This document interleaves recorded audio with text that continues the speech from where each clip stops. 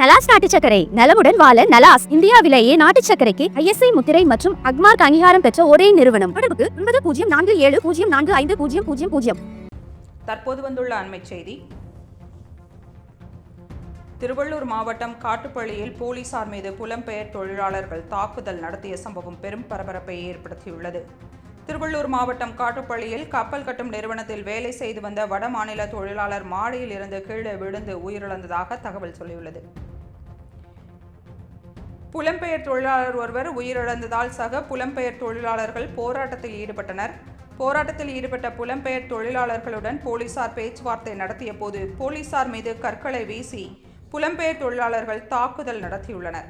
இதையடுத்து கண்ணீர் புகை குண்டுகளை வீசியும் தடியடி நடத்தியும் போராட்டத்தில் ஈடுபட்ட புலம்பெயர் தொழிலாளர்களை போலீசார் கலைத்தனர். போலீசார் மீது தாக்குதல் நடத்திய 50க்கும் மேற்பட்ட புலம்பெயர் தொழிலாளர்களை போலீசார் கைது செய்துள்ளனர். அண்மை செய்தியை பார்த்து கொண்டிருக்கிறோம். திருவள்ளூர் மாவட்டம் காட்டுப்பள்ளியில் போலீசார் மீது புலம்பெயர் தொழிலாளர்களுக்கு தாக்குதல் நடத்திய சம்பவம் பெரும் பரபரப்பை ஏற்படுத்தியுள்ளது. திருவள்ளூர் மாவட்டம் காட்டுப்பள்ளியில் கப்பல் கட்டும் நிறுவனத்தில் வேலை செய்து வந்த வட மாநில தொழிலாளர் மாடியில் இருந்து கீழே விழுந்து உயிரிழந்ததாக சொல்லப்படுகிறது. புலம்பெயர் தொழிலாளர் ஒருவர் உயிரிழந்ததால் சக புலம்பெயர் தொழிலாளர்கள் போராட்டத்தில் ஈடுபட்டனர்.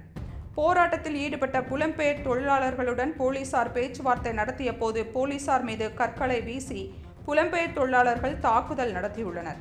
இதையடுத்து கண்ணீர் புகை குண்டுகளை வீசியும் தடியடி நடத்தியும் போராட்டத்தில் ஈடுபட்ட புலம்பெயர் தொழிலாளர்களை போலீசார் கலைத்தனர். போலீசார் மீது தாக்குதல் நடத்திய 50க்கும் மேற்பட்ட புலம்பெயர் தொழிலாளர்களை போலீசார் கைது செய்துள்ளனர்.